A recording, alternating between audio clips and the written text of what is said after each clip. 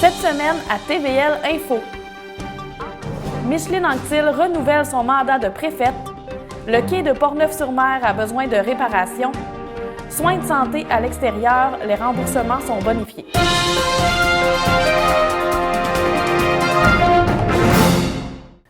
La mairesse de Forestville, Micheline Anctil, réalisera un 5e mandat à la préfecture de la MRC de la Haute-Côte-Nord de 2022 à 2024. En séance ordinaire le 23 novembre, le Conseil des maires a réélu sans opposition et à l'unanimité celle qui occupe le poste de préfète en continu depuis 4 ans.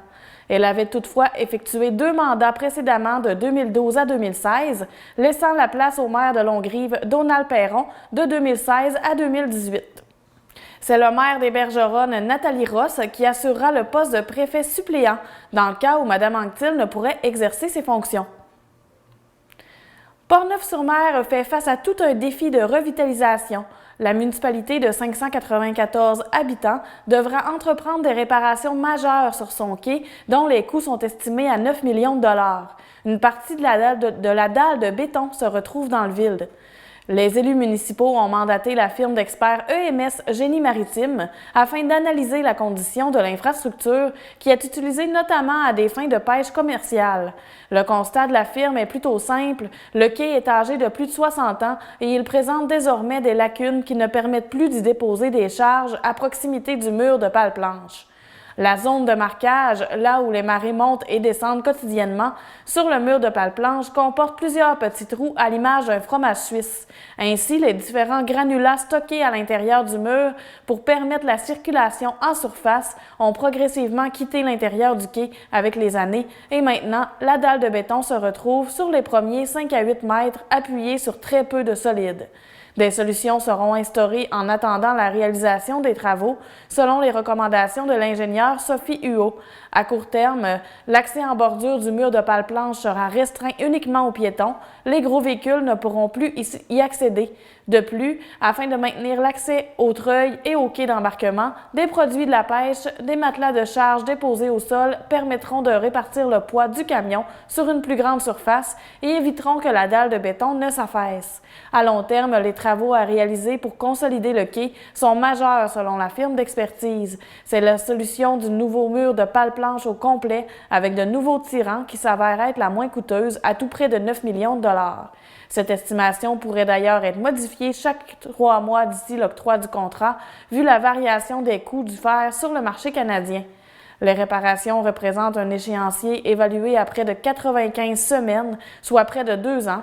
Notons qu'une réparation majeure du quai avait eu lieu à la fin des années 90 à sa base et sur une partie de son tablier. La municipalité de Portneuf-sur-Mer cognera à différentes portes afin d'obtenir des aides financières majeures pour que la population n'ait pas à assumer le coût des travaux. Les Nord-Côtiers qui requièrent des soins et des services de santé non disponibles dans leur milieu recevront désormais un remboursement plus élevé pour leurs dépenses encourues. La nouvelle politique de transport des usagers du 6 de la Côte-Nord, adoptée en séance publique le 16 novembre, prévoit que le tarif offert au kilomètre sera bonifié de 13 $ à 20 $ du kilomètre, 13 cents et 20 cents du kilomètre. De plus, les frais de subsistance seront désormais établis à 108 $ par nuitée plutôt que 75 $ auparavant. Ainsi, pour un aller-retour entre Baie-Comeau et Québec, le remboursement passerait de 150 $ à 232 $ pour une nuitée, preuve d'hôtel requise. La personne qui effectuerait l'aller-retour dans la même journée recevrait 170 et 25 $. Même si la distance reconnue entre Baie-Comeau et Québec est de 818 km pour un aller-retour, il faut déduire 200 km. On se souviendra que l'ex-député de René Lévesque, Martin Ouellette, avait défendu bec et ongle à maintes reprises le rehaussement du remboursement des dépenses occasionnées aux gens qui doivent être traités à l'extérieur de la région.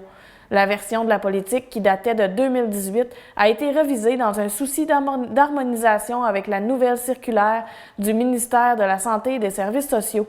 Cette politique accorde un soutien financier aux usagers, notamment pour des services diagnostiques et des traitements médicaux non disponibles dans la région. Les déplacements doivent se faire à 200 km et plus de son domicile pour bénéficier d'un remboursement. Par les années passées, les bénévoles de l'opération Nez Rouge à Forestville pouvaient compter sur le prêt de véhicules d'Hydro-Québec pour effectuer les raccompagnements. La société d'État a retiré sa participation cette année. Anciennement, la flotte de véhicules de la Manicouagan était gérée localement à Baie-Comeau et c'était accepté qu'Hydro-Québec fournisse des véhicules pour Opération Nez Rouge. Maintenant, le parc de véhicules est dirigé par les grands centres comme Montréal et Laval, a expliqué Hydro-Québec par courriel à la présidente d'Opération Nez Rouge à Forestville, Sandra Saint-Gelais. L'entreprise gouvernementale ne permet plus ce genre d'implication partout au Québec en raison d'un changement d'orientation. Les bénévoles ne baissent toutefois pas les bras et porteront leurs demandes du côté politique en signalant le retrait d'Hydro-Québec à la mairesse de Forestville, Micheline Anctil, ainsi qu'au député provincial Yves Montigny. Sandra Saint-Gelais assure que le service de raccompagnement pour les personnes ayant les capacités affaiblies n'est pas en péril. Toutefois, il y aura moins d'équipes sur place et un remboursement des frais d'essence devra être octroyé aux bénévoles, réduisant ainsi les sommes distribuées aux 6 organismes participants à la campagne annuelle. Le Mériscope de Portneuf-sur-Mer a vécu un moment magique le 14 novembre. Le Musée canadien de la nature l'a couronné co-lauréat du prix Inspiration Nature 2022 lors d'un gala spécial tenu à Ottawa dans la catégorie des petits et moyens organismes à but non lucratif. La recherche, l'éducation, la sensibilisation et la conservation sont des piliers importants de la mission du Mériscope depuis la mise sur pied de l'organisme en 2001. La station de recherche marine veut protéger les mammifères et les écosystèmes marins. C'est donc avec beaucoup de joie et un peu de fierté que le fondateur et directeur du Mériscope, Danny Zbiden, a tenu ce prix entre ses mains. Il a toutefois fait honneur à son équipe dévouée et ses bénévoles qui ont tous contribué à la réception de ce prix selon lui. Le chercheur n'a pas manqué de rappeler sa certitude quant à la mission de son organisme. Il est convaincu qu'en mettant les jeunes en contact étroit avec la nature, en leur enseignant des compétences spécifiques et en leur donnant des qualités de leadership, il peut les encourager à s'intéresser à l'histoire naturelle, à créer un lien avec la nature et à s'engager dans la conservation.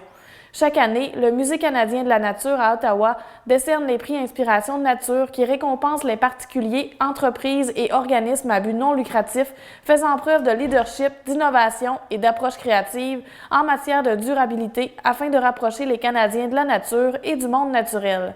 Le Mériscope était l'un des 5 finalistes dans la catégorie des petits et moyens organismes à but non lucratif. Il a reçu son prix conjointement avec le projet de restauration du caribou en Colombie-Britannique mené par les Premières Nations du West Moberly et Saulteaux.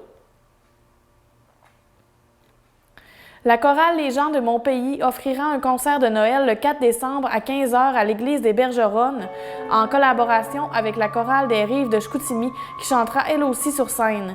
Il y aura entre 20 et 25 choristes de la chorale de la Haute-Côte-Nord, en plus de 40 à 50 choristes de la chorale des Rives de Chicoutimi. Leurs membres chanteront quelques pièces et Les gens de mon pays poursuivra avec quelques pièces à son tour. Le concert se terminera avec le rassemblement des 2 chorales qui interpréteront 3 chansons ensemble. Les organisations interpréteront des pièces de Noël ainsi que d'autres pièces qui se prêtent bien à un concert des fêtes. Les billets sont en vente auprès des choristes en pré-vente à 15 $ jusqu'au 27 novembre. Il y en aura également de disponibles à la porte le soir de la représentation au coût de 20 $.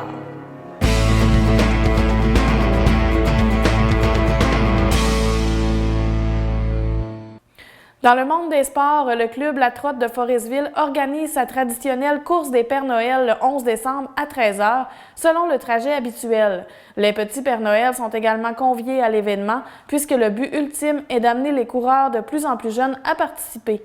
Les jeunes participants se donneront rendez-vous à 11h dans le stationnement de la polyvalente des Rivières. Des prix de participation seront tirés. En cas de mauvais temps, l'activité sera remise au dimanche suivant, soit le 18 décembre. Les chapeaux, tuques et costumes aux couleurs de Noël seront de mise. Les clubs de patinage artistique Patin d'Argent de Forestville et Escopop des Escoumins ont participé à la compétition de patinage artistique Laurence Comeau en remportant 3 médailles et 4 rubans.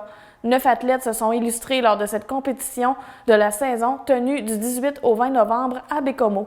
Amy Tremblay du club Patin d'Argent a décroché la médaille d'argent dans la catégorie Star 4 13 ans et plus, tandis que Mathilde Chamberlain et Laurence Gagnon du club Escopop ont obtenu la médaille d'argent dans les catégories Star 4 moins de 13 ans et Star 6 respectivement. Annabelle Laprise de Forestville s'est vue remettre le ruban argent Star 3. Du côté du club Escopop, Victoria Fortin a décroché le ruban argent étape 4, tandis que Jacob Beaulieu et Adèle Simard ont mérité les rubans de bronze Star 2. Félicia Tremblay et Laurence Gagnon d'Escopop ont terminé 8e et 4e position en Star 4 moins de 10 ans et Star 7 respectivement. Camille Bouchard du club Patin d'Argent a terminé en 4e position Star 4 moins de 13 ans. Les prochaines compétitions à surveiller auront lieu du 30 au 2 décembre pour le défi junior-senior à Winnipeg et du 8 au 11 décembre pour les championnats section sans limite à novices à Laval. Alors que des oui-dire circulent dans la communauté de chasseurs nord-côtiers au sujet de la modification des dates de chasse en raison des changements climatiques, le ministère des Forêts, de la Faune et des Parcs réfute ces allégations. Pour l'instant, le ministère n'envisage pas de modifier les dates de chasse en lien avec les changements climatiques. Plusieurs facteurs sont à considérer dans l'établissement des périodes de chasse, tant au niveau biologique que socio-économique, satisfaction de la clientèle, accès au territoire, cohabitation entre les usagers, enjeux économiques des territoires fauniques structurés, etc., selon le relationniste de presse au ministère, Daniel Labonté. Selon M. Labonté, l'orignal pourrait être le gros gibier le plus touché par les changements climatiques car il est plus sensible à la chaleur, mais actuellement, aucune donnée ne justifierait de modifier les dates de chasse pour cette espèce. Le principal impact des changements climatiques pour le chasseur sera la conservation de la viande. Pour l'instant, l'approche privilégiée est une sensibilisation des chasseurs sur les bonnes pratiques pour refroidir rapidement la viande après l'abattage, de l'avis du porte-parole. Il est à noter que pour le cerf de Virginie, l'ouverture de la période à l'arc et à l'arbalète a été repoussée en 2020 d'1 à 2 semaines selon les zones. Bien que cela n'a pas été fait dans un objectif d'adaptation au changement climatique, ce report peut contribuer à limiter les impacts des températures plus chaudes observées certaines années sur la conservation de la viande du gibier. Le ministère suit toutefois la situation et pourra au besoin réévaluer les dates pour les périodes de chasse. Il faudra alors réfléchir pour trouver un compromis entre les différents enjeux, dont la préservation de la viande, le succès de la chasse et la satisfaction de la clientèle, conclut le relationniste.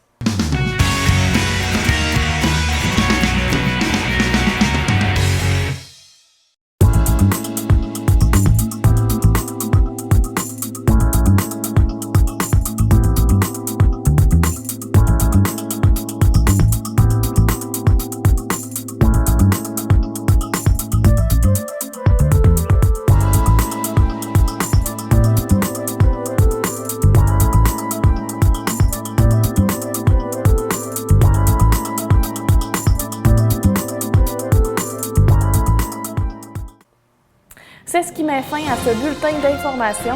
À la semaine prochaine.